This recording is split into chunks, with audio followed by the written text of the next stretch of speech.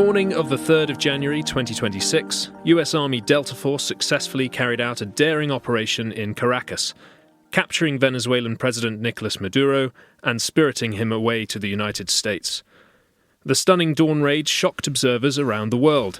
In one fell swoop, the Trump administration signalled its intention to pursue a more assertive geopolitical strategy in Latin America and the Western Hemisphere. This new hemispheric vision, christened as the Donroe Doctrine, seeks to reshape Washington's near abroad, and it isn't afraid to use military might in pursuit of this ambition. Following the coup in Caracas, Trump and his administration have now set their sights on another long-running American adversary, the communist regime in Cuba. Since January, the president has imposed punishing sanctions and tariffs on the country, along with an oil blockade, to ramp up pressure on the Cuban government and bring it to heel. What happens next, and where does it all lead? Can the Cuban regime be tamed using the same playbook deployed in Venezuela?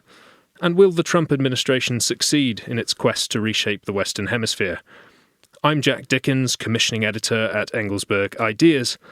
With me to discuss the Trump administration's plans in Venezuela and Cuba is Joseph Ledford, fellow at the Hoover Institution of Stanford University. A warm welcome to the podcast, Joseph. Thank you, Jack. It's good to be here, some 8,500 kilometers from the Stanford campus, but I'm happy to report the weather is very similar to San Francisco, so not too much of a change. Well, that is a unique set of circumstances, so we're delighted to welcome you to a sunny London for a change. Don't expect this every time, Joseph. Now, Joseph, we're here to discuss a marvellous essay that you have written for Engelsberg Ideas, which our listeners can find on the app and via the website. In the article, you describe a paradigm shift that has taken place in the United States' approach to the Western Hemisphere under the Trump administration. Can you explain what that shift looks like and why it is so significant in your estimation? Great question. In particular, the paradigm shift that I discuss in the essay has to do with what was in the past a law enforcement-only strategy towards transnational criminal organizations. And here I'm talking about drug cartels, gangs, namely the Sinaloa cartel, but the other gangs and cartels throughout the region that have been classified as foreign terrorist organizations. And the FTO designation created a paradigm shift because the Trump administration had decided that the law enforcement-only strategy had failed. So the entire shift in national security policy for the United States, which is outlined in the National Security Strategy, subsequently in the National Defense Strategy, aims to use lethal force towards drug cartels. And this leads into what we'll discuss today with Operation Absolute Resolve. And the Cuban regime is the United States also uses those air and naval assets that have been built up in the Southern Caribbean to address those foreign terrorist organizations to deal with hostile state actors. So the paradigm shift is that the United States now has tasked the Pentagon with dealing with drug cartels as well as hostile states. And this new approach has been described by various members of the administration in various ways. So you have the Donroe Doctrine, famously from the president himself, but you also have Pete Hegseth, the Secretary of War, expressing this idea of a greater North America or a homeland security perimeter. Can you just explain what the contours of this new strategy are and what the administration is attempting to do with it?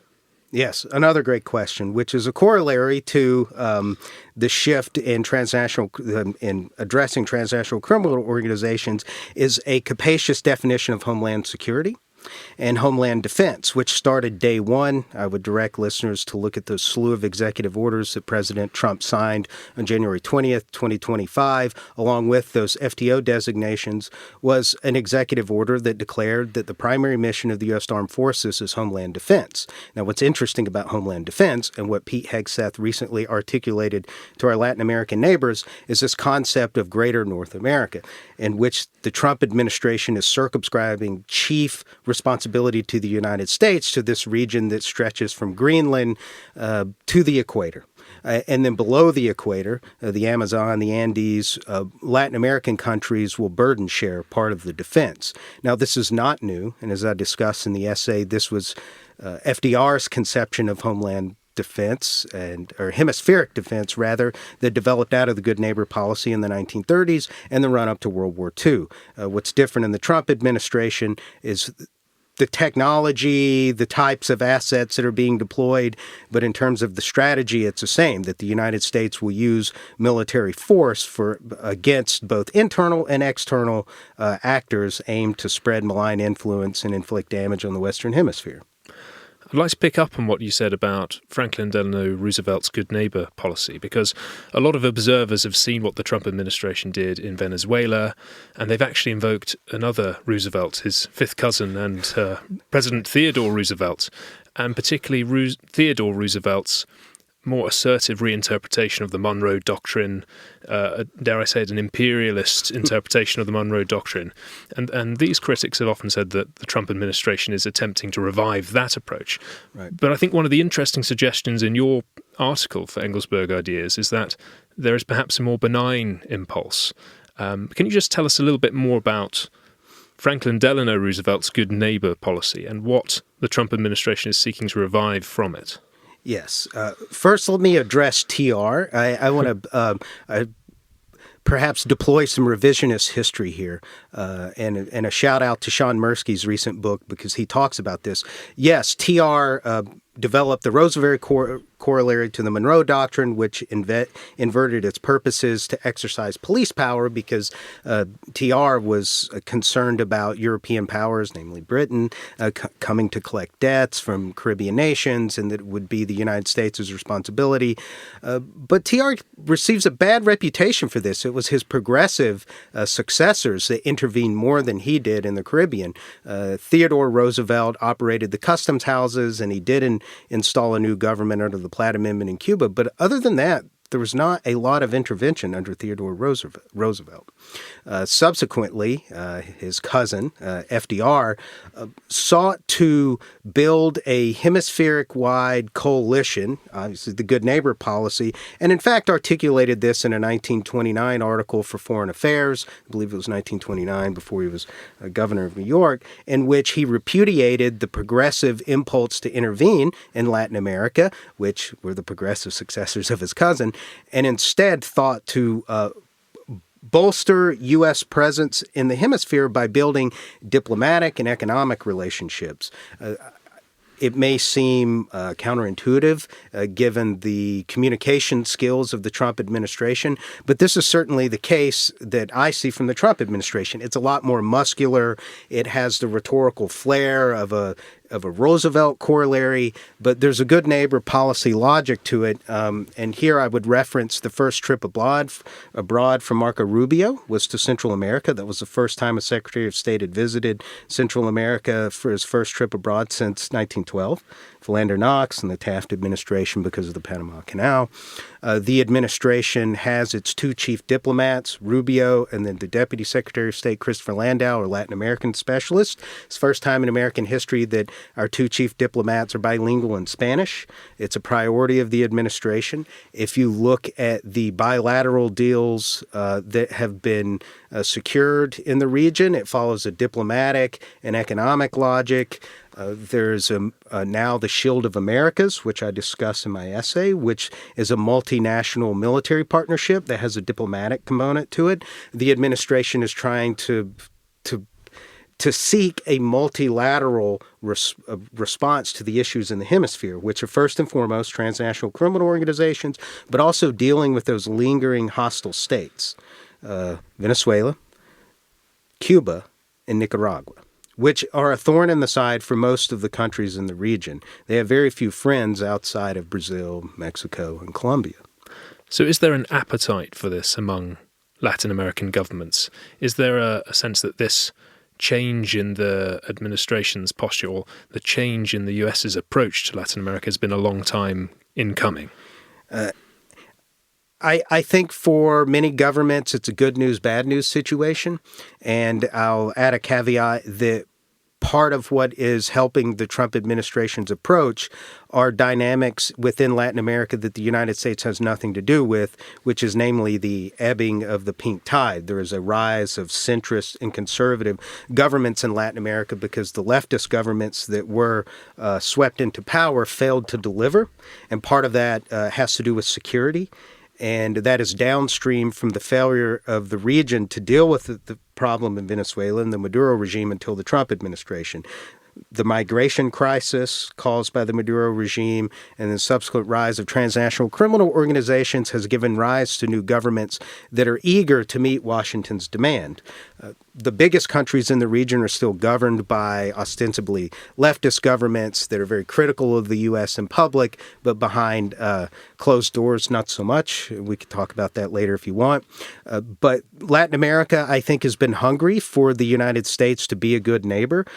Part of the reason that Latin American governments rely on Chinese capital investment is because the United States did not provide a viable alternative. We would give lip service to our region mattering, but now it's more than lip service, and I think it's incumbent on American policymakers to deliver. If we're going to say that our neighbors should not engage with the Chinese Communist Party, then we have to be there for them as well. So on the one hand, many governments in the region are eager for the United States to be involved and are eager to cooperate with the United States, but there is some trepidation that is this for the long term? And on the side of the Trump administration and several members of his administration who you've mentioned, there does seem to be a real urgency about their policy and their approach to Latin America and the broader Western Hemisphere. Where does that urgency come from? You've mentioned the desire to really clamp down on drugs trafficking and criminal cartels. Is China also in the picture, the desire to compete with China and perceived advance for Chinese interests in Latin America? Yes. I will direct listeners to Donald Trump's speech announcing his presidency over 10 years ago, descending the golden escalator. He's not talking about Latin America in a grand strategic sense, but if you think about the issues that have been core to his political program from the outset, drugs, crime, migration, China, where do those issues radiate and where do they really matter in the Western Hemisphere? He doesn't always articulate it that way, even though many in his administration now do, but those are key to him. And then beyond Rubio and Chris Landau, who I've already mentioned, Susie Wiles comes out of Florida politics, Stephen Miller, who very much has an interest in Latin America, Pete Hegseth himself, someone who's been chastened by adventures in the Middle East, even though we're now involved in another one, has a great interest in greater North America, but also in Latin America. So there's personnel as policy. So a lot of the urgency comes from there is a cohesion within the administration. And here I'll name drop John Ratcliffe, the director of the CIA, who has the same view. So there is an orientation in this administration towards the Western Hemisphere that we have not seen for quite some time. Maybe since George W. Bush or even earlier, the Reagan administration. So there's a sense of urgency because the lead policymakers think the region matters for great power competition. Because I often have said in public and in private for that matter, what is even the point of great power competition if the United States cannot extirpate China's malign influence in our own backyard? The irony has been that the lack of focus on the region has coincided with the intensifying of great power competition. And if you look at Chinese investment in the region and Chinese involvement in the region since the rise of Xi Jinping coming to power, it has been enormous. So this is really a long overdue change, in your opinion? Yes, and from the national security perspective, way overdue. We're going to talk about Cuba, but I'll give a nice lead-in here. The Chinese Communist Party has supplanted Russia as the patrons of Cuba, insofar as they now operate 4 signal intelligence bases to spy on our space industry, on our maritime shipping, on finance, regular citizens in South Florida. They are trying to access dual-use space infrastructure in Latin America, to hack satellites, to deploy... Anyway, you get the idea. Yeah. That does lead very nicely on to what I want to ask you about next, which is the US's relations with Cuba and Venezuela. Could you just touch briefly on the history of those relationships between the United States on the one hand and Cuba and Venezuela on the other? How have they evolved over the last century or so? Because it might be easy to assume that they've always been adversarial in their relations with the United States, but it was not always so. Would that be fair to say? That would depend on the perspective. But American policymakers have always had an interest in Cuba. Certainly, in early America, the idea was to annex Cuba, to have Cuba perhaps as a state because of sugar production. The United States was involved in Cuban independence, but we had inserted the Platt Amendment, which TR invoked, which allowed us to install new governments if we deemed so. The United States' commercial interest, political interest in Cuba. Batista, the dictator who assumed power in the early 50s, was Washington's man in Havana, who obviously was overthrown by Fidel Castro in the Cuban Revolution in January 1959, which really sparks the tense relationship that we're discussing today. Of course, no one needs to be reminded that the entire world was nearly annihilated because of Cuba. We went to the nuclear brink over Nikita Khrushchev's decision to station nuclear weapons there, which, by the way, Fidel Castro, we found out decades later, advocated him using on the United States. So the animosity has always been there, and the relationship throughout the Cold War was one of an adversarial relationship. Cuba has always been a small power that boxes in the heavyweight division. This is with their use of espionage. I mean, they are the kings of counterintelligence. They've placed high-level spies within the United States government who have operated for decades. We have several instances of those spies being in the State Department and the DIA, passing secrets. The Cubans were the revolutionary proxy force of the Soviet Union, fomenting disorder in Latin America and Africa. So they have been the chief opponent of the United States advancing its interests in the Western Hemisphere since January of 1959. Now, of course, that has been complicated by the collapse of the Soviet Union, and Cuba entered what was called the special period in the 1990s. A lot of poverty, deprivation, a lack of Soviet subsidies, some reforms in Cuba, most notably the rise of the GAESA, which is the military conglomerate that essentially runs the Cuban economy. Raul Castro constructed that in the 1990s. And the reason that is important when we discuss how you could actually engineer regime change in Cuba, that creates quite a problem. More recently, to resolve this Cuba issue, is that there have been attempts at both carrot and stick of dealing with Cuba to try to moderate the regime or change the regime. During the Obama administration, there was a normalization of relations. The idea behind that was that the United States would directly engage the people of Cuba, try to open the economy, thinking that the free flow of people and capital would somehow induce the regime to change. After Fidel Castro had relinquished power to his brother and was elderly and was kind of sidelined, that Raul would be a little bit more moderate and understanding and want the regime to survive. Of course, all he did was just use it to the Cuban Communist Party's advantage. Then comes Donald Trump's first term, which sweeps away all of the normalization and ratchets up the sanctions and the tension. Here, what's important is he not operationalized, but he removed the suspension on Title III of the Helms-Burton Act from 1996, which allowed those who had their property confiscated to sue individuals and companies in courts for using their property. So now we have two cases in front of the Supreme Court over that. He imposed sanctions. He created a restricted economic list, on and on and on. And so then here comes the Biden administration. The Biden administration revokes about half of it. It's not complete normalization, but it's moving towards that.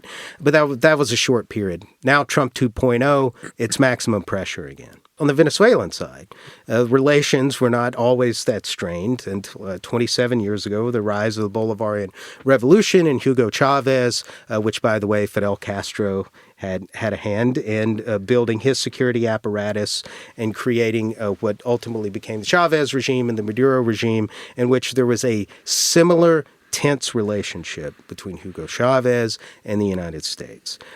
And over time, that intensified, that worsened. Hugo Chavez dies. Maduro comes to power in 2013, and the relationship worsens. And the United States, under the Obama administration, did not take a maximum pressure stance that Trump did during his first term, in which there was attempts at regime change and attempts at supporting the Democratic opposition and attempts to impose more sanctions. Ultimately, I think the COVID-19 epidemic thwarted what would have been a much more intense, proactive policy from the Trump administration. The Biden administration tried a carrot and stick approach to allow for democratic elections, which took place. The opposition won overwhelmingly, and Maduro stole the election, and the Biden administration did nothing. And then Trump 2.0, which leads me to tie these two together, which, as you can tell from my brief overview, Joseph's Wikipedia, that the United States has had long-standing business between the regimes in Venezuela and Cuba. And Donald Trump, coming in his second term, looking to make his legacy, has decided that he is going to settle all accounts. And this is not just in the Western Hemisphere, as we see what's happening in the Middle East, that the United States has too many enemies, and some need to be taken off the board. And so when you asked earlier about what the urgency is, I think from the president himself, as he realizes, one, many of America's enemies, or enemies of the West in general, are paper tigers. And two, we can do something about it, and that we have the capabilities, certainly now, to do so. And there is a sense that there's a link between Venezuela and Cuba and the regimes in those two countries, and that in order to deal with one of them, you have to deal with both of them. Would you say that's a fair reflection of the administration's thinking? Absolutely. Partly, as Secretary Rubio has said, Cuba colonized Venezuela. They built the security services. They did the same in Nicaragua, too. They advised the regime. They had an oil for security services and medical support. Cuba deploys doctors as part of their diplomacy, but it's really a facade to then bring in security services. And so they monitored the regime. They provided political advice, security services. In fact, I think 32 Cubans were killed during Operation Absolute Resolve, or at least 32 is what the Cuban government said, so it could be 65. But yes. And so from the administration standpoint, you remove the Maduro regime. Not only do you remove the principal malfeasant in the region for being a hub for China, Russia, and Iran, but you also remove the lifeline for the Cuban regime. Because of the advent of the maximum pressure campaign and the sanctions, Cuba is really reeling. But then also now they're not receiving the oil from their patron. And so the Cuban regime would provide the security services, and Venezuelan oil would go to Cuba. And so if you could remove the link, then it isolates Cuba further, because the administration's logic is China and Russia, for various reasons, are not willing to go to the brink over Cuba now. We'll see if that plays out, because the Russians did send one tanker of oil that the administration allowed through. But the administration's thinking was, if you remove the Maduro regime, or at least find some regime management in Venezuela, Cuba's isolated. So take us through the administration's recent, very dramatic intervention in Venezuela, as you put it, to decapitate the head of the regime, Nicolás Maduro, in early January. Was this something that the Trump administration had been planning for a long time, or was it a course of action that was settled on at a relatively late date? It was both. Let me explain. Donald Trump had tried for at least 9 months leading up to perhaps longer to convince Nicolás Maduro to leave. He could leave with his family. He could leave with money. I mean, there were various, I don't have complete inside information of what was offered, but from what we do know from the various reports, that Trump would offer charitable deals that ratchet up while he was negotiating with Maduro, while at the same time they built a compound for the Delta Force to practice raids over several months in order to capture Maduro and his wife, who had been indicted in federal court. So while the Trump administration planned Operation Absolute Resolve, which was a joint force operation which included everything from special operations to Space Force. He tried diplomacy, and this follows Trump has a template.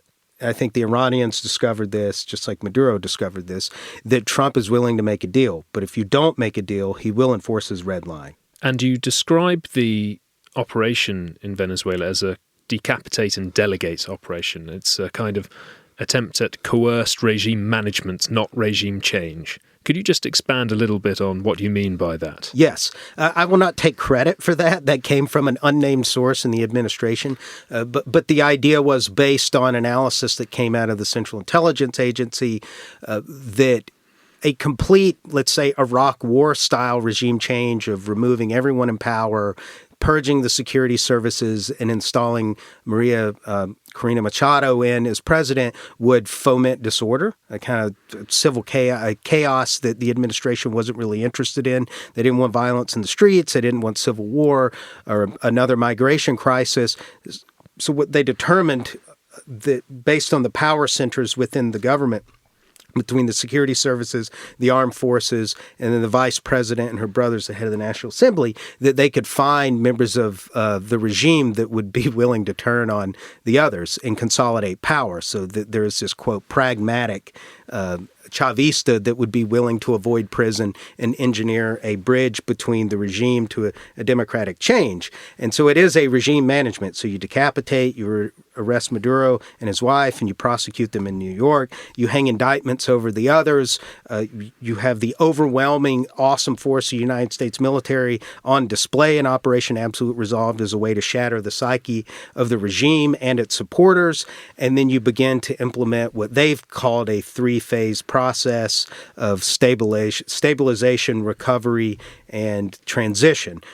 I think this is certainly, and I've said so, a product of the Iraq War syndrome, that this concern of like full-scale occupation regime change ends in a quagmire and counterinsurgency and chaos, and that there has to be a more effective way to do this. And I have described this as diplomacy by aircraft carrier. Right. It's no longer gunboat diplomacy. Right. We use the Ford Carrier Strike Group, but the United States has a buildup of air and naval assets in the Southern Caribbean, and just like with Iran, we can just sit off the coast and just pummel you with air power, which we have supreme control of the skies, and if necessary, come in and extract you with Delta Force. And so it's disciplining the rogue state. So it's the force from abroad, but then it's also presiding over the oil industry. The Venezuelan state now has to submit monthly budgets to the United States in which we manage, and treasury accounts. So what we're doing is preventing the payoffs and the corruption that had sustained the Maduro regime. So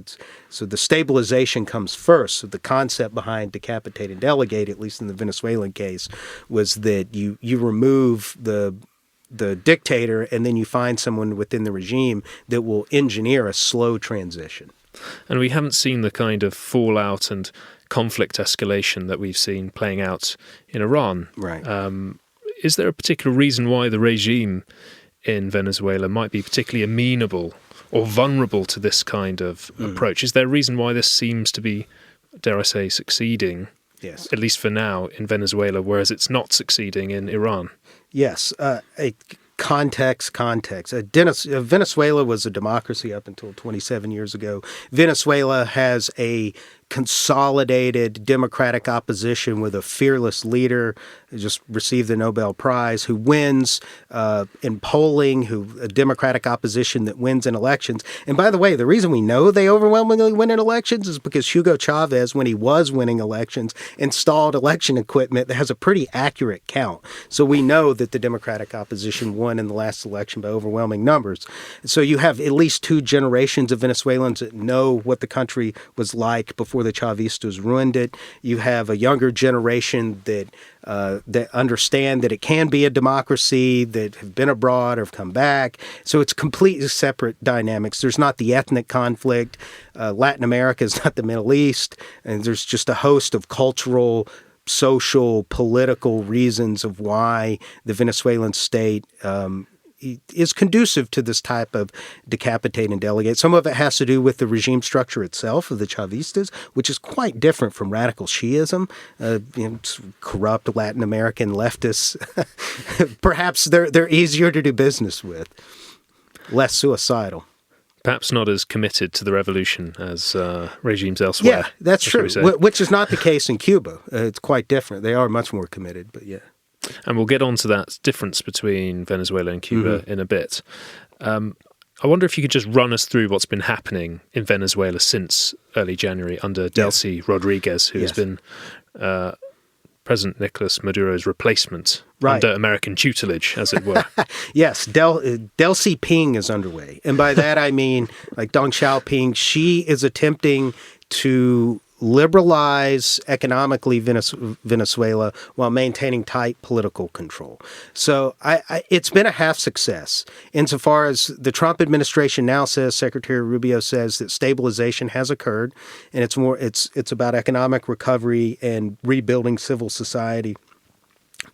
So first, the United States sought to stabilize politically the country. They did not want violence in the streets from security services, the colectivos, gangs. They wanted the trains to run on time, so to speak. While we helped Venezuela rebuild the oil industry, we try to bring investment into the country while we restore diplomatic relations. And many of these things have happened. The embassies have been restored. There's been high-level meetings and delegations. Energy Secretary Chris Wright, Interior Secretary Doug Burgum, John Ratcliffe, Francis Donovan, the commander of U.S. Southern Command, has met his Venezuelan counterpart. So there's been high-level interactions between the interim government and Washington.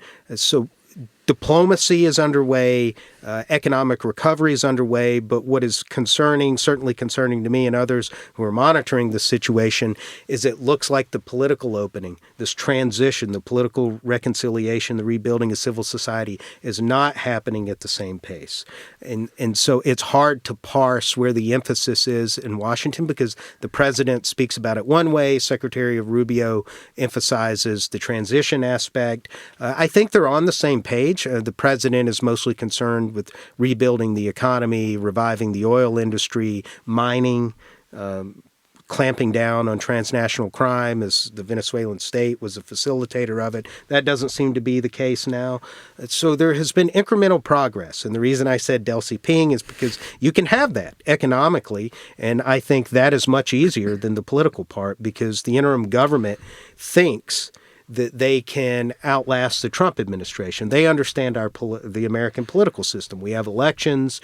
Trump has 3 years left. The midterms may be particularly bad for the Republican Party, and they're following Fidel Castro's old advice, which is you give just enough to appease Washington, and then eventually Washington gets preoccupied with other matters because we're a global superpower. And so right now, we're at war with Iran. So that is good news for Delcy Rodriguez because she thinks she can use that to her advantage to slow the political transition. Because by delivering economic results, by opening the Venezuelan economy to foreign investment and American investment, she thinks that will please Washington. I'm skeptical because Rubio gave an interview last week in which he was very clear after meeting with Maria Corina Machado that the political transition would come. The question is going to be, can it come fast enough before the United States is preoccupied with something else? Do you foresee any scenario where the situation in Venezuela might turn into another quagmire for the United States, where they have to overinvest more military power just to try and stabilize the country and to facilitate a transition? I'm not in the prediction game, but right now I would actually make the argument that there are more positive indications that the political transition can happen, that democracy can be restored. And I use the word restored here rather than imposed or brought about, because democracy existed previously. There was an election in which the opposition won. There is a legitimate government that was prevented from being installed. And so it is more of a democratic restoration. I think it's possible. I think all of the factors are in play. I don't see it descending into violence. In fact, what Delcy Rodriguez is doing, kind of the irony of Delcy Rodriguez replacing the defense minister, replacing members of the government with her preferred personnel, or those who Washington has signed off on, which I think is much more likely, is she is making it less likely that there will be political chaos. And that is also important why the United States is dispersing money based on the budgets that are being submitted, so they're able to pay security services, to pay members of the government, and so the instability doesn't come about. But there's still some worrying signs in the economy. Inflation is incredibly high. These sorts of. I will say this. Let me give one caveat to that. The longer this takes, the more pressure from below that builds, because it is asking a lot of Venezuelans, who I think, by the way, should be commended for exercising a lot of restraint, rather than taking to the streets in mass protest or allowing the process to play out. But the longer it takes and the more it looks like, oh, it's just the old regime, but with a better economy, then you may lose the transition from below as civil society takes to the streets and is no longer abiding the timeline that Washington is imposing. So there's a very fine balancing act to be performed, really. Yes. I'd like to move on to Cuba now. You describe Venezuela and the intervention there by the Trump administration as a kind of acid test when it comes to regime management. But the real prize in Trump's eyes is Cuba and transforming that US-Cuba relationship. Can you just take us through the plans that the administration has for Cuba and what are the challenges that they face here? It's hard to parse what the exact plan is, other than we want to change the government in Cuba. In fact, I mentioned earlier the Helms-Burton Act governs U.S.-Cuban relations because we cannot have normalization and the lifting of the embargo, which is codified through the legislation, without a democratic change that does not have a Castro in power, that has free and open elections, that has a free market economy. There's a lot of conditions, but also returns the confiscated property to the exile community. So that gives the Trump administration less room to run than the Venezuelan situation, because there are laws in which governs what the Trump administration can do. So far, based on the reporting, based on what we can see, is the Trump administration is trying to find an opening. And part of that is removing the current president, Miguel Diaz-Canel, who was handpicked by Raul Castro, who's really running the regime. The best way to think about the regime in Cuba is less like Venezuela. It's still the Castro family. It's a communist country that's a family business. And key members of the Castro family are involved in the ongoing negotiations. I'll mention one, the Crab, Raul Rodriguez Castro, who's involved, the grandson of Raul Castro, who's the head of his personal security services, but also involved in Gaisa, sort of the right-hand man of Raul, who seems to be, to the Trump administration, a kind of pragmatic alternative. But there are domestic ramifications for this. The exile community is not going to abide a U.S. policy that just changes one Castro for a younger Castro. So there is domestic political pressures to actually have real regime change that does not leave anyone from the Castro administration in power. In practice, this is very difficult, and I think this is the circle the administration is trying to square, is that this is a regime that has been in power since January of 1959. It's a one-party communist state. It's not the Venezuelan case. The military runs most of the economy. There is not a unified political opposition. There is a deep political opposition that are principally based in Florida, but there's not a unifying figure like a Maria Corina Machado. There's the Cuban government obviously doesn't allow a democratic opposition within the country. So it is not quite clear what Trump and Rubio have planned, other than they are trying to, through sheer force and maximum pressure, to open the regime. The Cuban government, for example, said, well, they were going to give amnesty to 2,100, I believe it was 2,100 prisoners. But it turns out they haven't released any political prisoners. It's mostly common criminals, which is a typical tactic from the Castro regime. With that, the Cuban government announced, will allow Cuban nationals living abroad to invest in private businesses in the island. Well, no one can really do that based on how U.S. laws govern it. So there can be no widespread investment like in the Venezuelan case because of the U.S. laws, the codified embargo. So the Trump administration, even with executive fiat, if Trump were to waive a lot of the sanctions to provide for some investment, like the Obama administration did and Biden tried to do, it still wouldn't bring about the kind of change that the Trump administration wants. And if it sounds like I'm being quite vague, it's because those of us who are outside of the administration aren't quite clear on what the administration is trying to do, because it is such a complicated situation without a root and stem kind of regime change in which you have to wholesale change the government. Which, if you were going to have regime change in Cuba, it would have to be that. I'm very skeptical. I'm not saying it's not impossible that you can have a change in the Cuban political system without a Castro involved that wouldn't essentially be a military dictatorship. Now, the Trump administration may think that is the preferred alternative to the current regime, is that you sideline enough members of the current government and the Castro family to allow the ascent of non-Castro-related figures to run the government. And the last thing I'll note that gives some indication that this could be a possibility is that there was reporting that the U.S. Attorney's Office of Southern Florida is looking to indict members of the regime, similar to Maduro and his wife, for a host of related charges. The political representatives in Florida have encouraged the administration to indict Raul Castro for shooting down the Brothers to the Rescue planes in the mid-1990s, which was the inspiration or the fuel behind the Helms-Burton Act, was that 3 Americans and 1 U.S. resident were killed by shot down by Cuban jets, and Raul Castro obviously was involved in that. And so it's quite possible that the administration, the fullest expression of the maximum pressure campaign, is it indicts members of the regime at the top to force pragmatic individuals, if they exist, to sideline them in the negotiations. So anyway, sorry for the long digression, but we're looking at more alternatives than a clear plan of what the administration is trying to do, because it's such a tricky situation. Please don't apologize. We're in favor of long digressions at Engelsberg Ideas. It's what we do. You mentioned the Cuban diaspora in the United States, the exile community. What kind of political influence do they wield in the White House and over the administration? And is it significant that Marco Rubio, the Secretary of State, is himself from that heritage? He is from a Cuban-American background.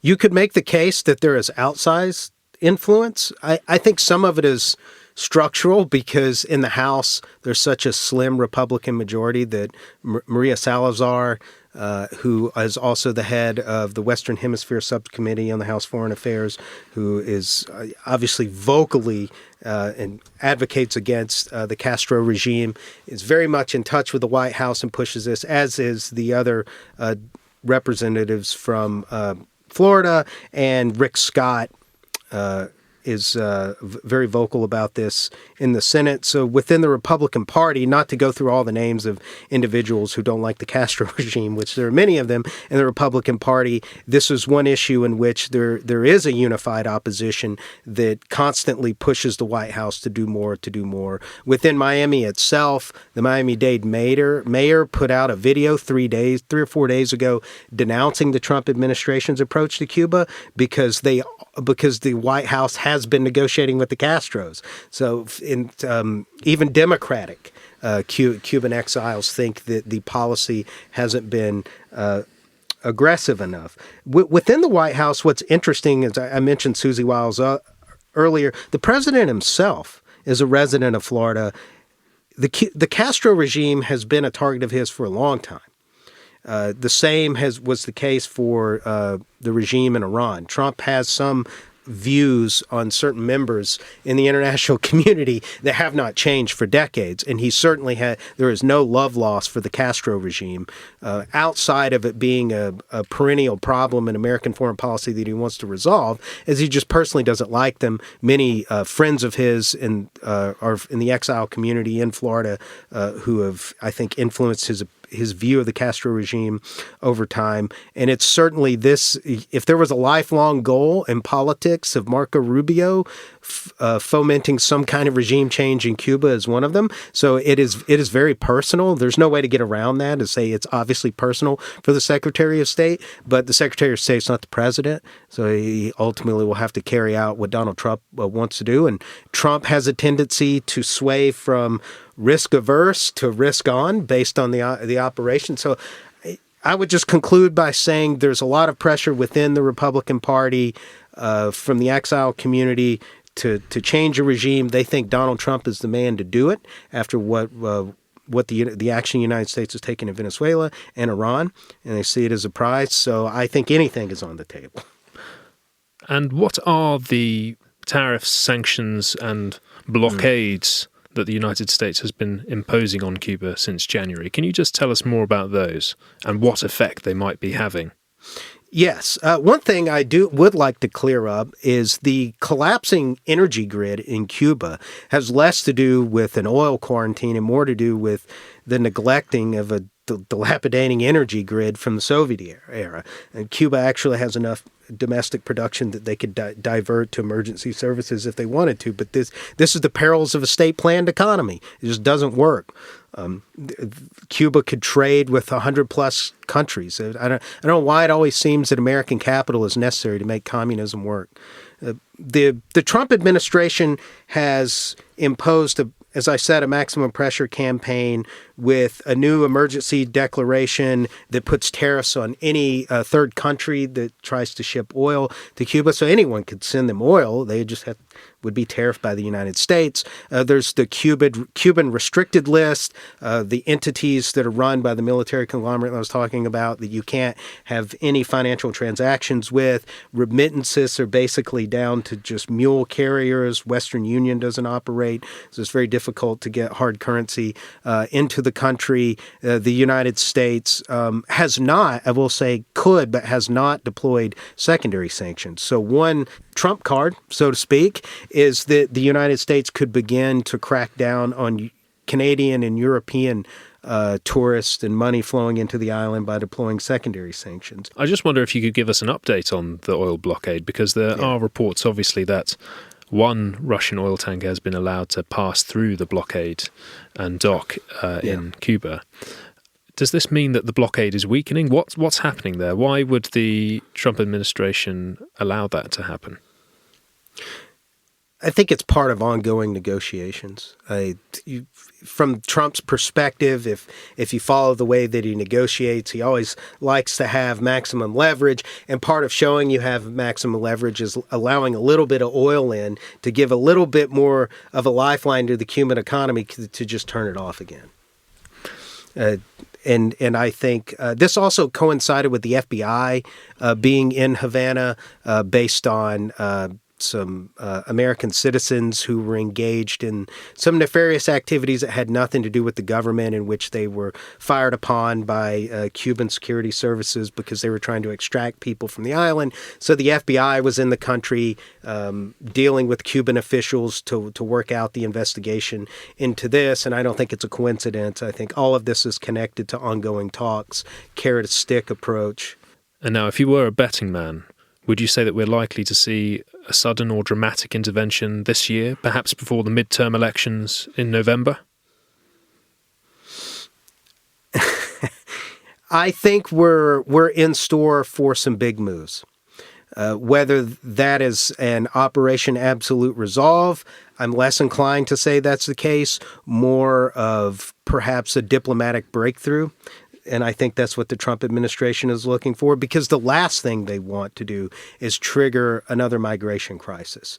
In the last 5 years, 15% of the population in Cuba has fled.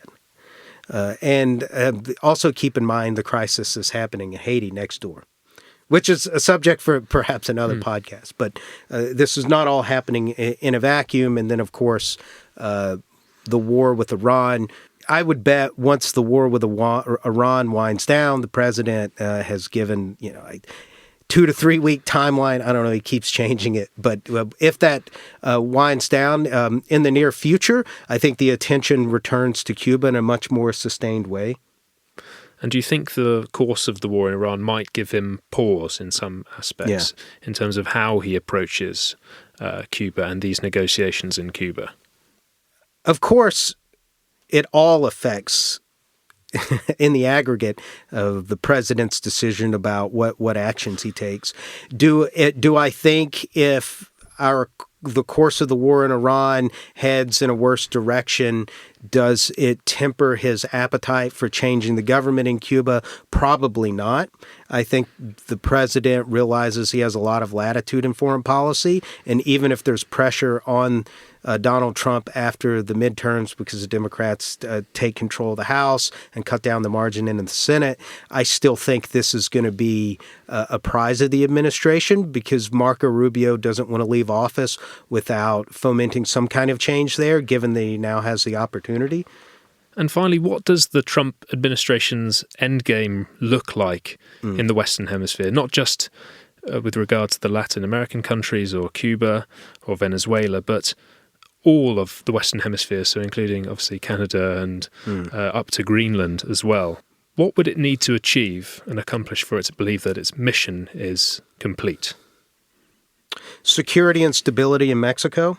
It's one of the countries. We're not here to talk about Mexico today, but Mexico is the most important country to the United States. We'll see how the renegotiation of USMCA goes. But for the United States, security and stability in Mexico is the number one priority because it's a location of the top foreign terrorist organizations, the Sinaloa cartel that's fomenting disorder throughout the region, but also in Europe, primarily the narcotics that come into France and Belgium. And beyond that, it's building this multinational coalition, the Shield of Americas, which has a diplomatic and military component. I think it's strengthening trade deals. It's building a hemispheric-wide critical minerals sector. The administration is really trying to claw back some hemispheric-wide autonomy on critical minerals, perhaps even trying to build processing plants. There's going to be further economic integration. I think we'll see in the coming months a more deployment of capital through the Development Finance Corporation to try to increase investments to provide a credible financial alternative to the Chinese Communist Party, to build a legacy initiative. And I'm still interested to see what that is that lasts beyond the Trump administration. So it's about hemispheric defense. It's about integrating economies. It's about building a North American fortress against China. And it's really about resolving the China problem in Latin America, which sounds like a tall order in the next 3 years. But given the trends in Latin America, they are cutting Trump's way. He has to be the luckiest man that's ever been president. And I mean, just listening to you speak there, this sounds like a vast undertaking. And as you say, it probably will take more than one presidency, perhaps even two presidencies to accomplish this vision for the Western Hemisphere. Do you think we are dealing with a shift in American foreign policy that will transcend Trump himself and will even transcend the Republican Party? Is this something that is just going to be the new normal in American politics now? Well, I would hope so. Historically, it has been. We talk a lot about the Monroe Doctrine, which is somewhat of a pejorative for a lot of Americans and Latin Americans, for that matter. But the outlier has been recently.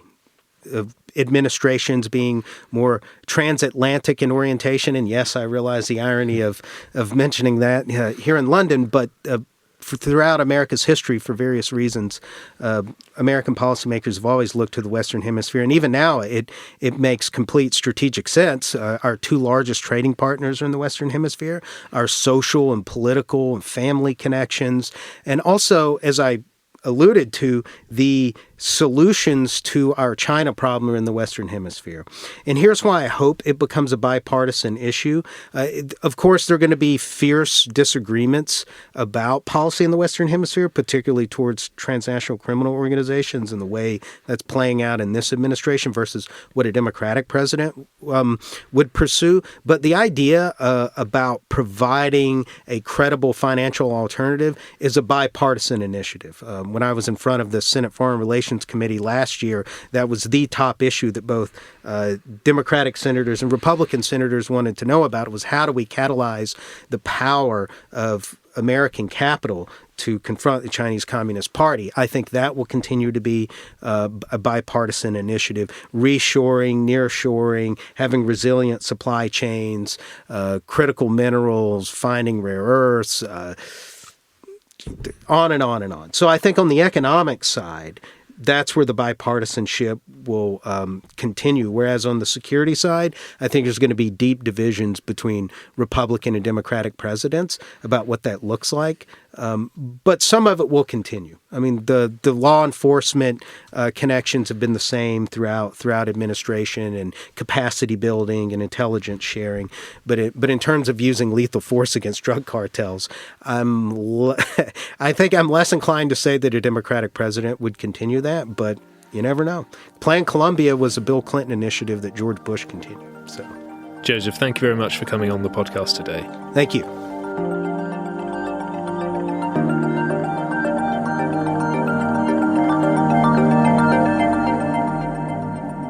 Thank you for listening to the EI podcast. If you enjoyed this episode, please sign up to our mailing list and download the Engelsberg Ideas app. Explore intelligent perspectives on history, culture, and geopolitics anytime, anywhere. And best of all, it's totally free. Until next time, thanks for listening.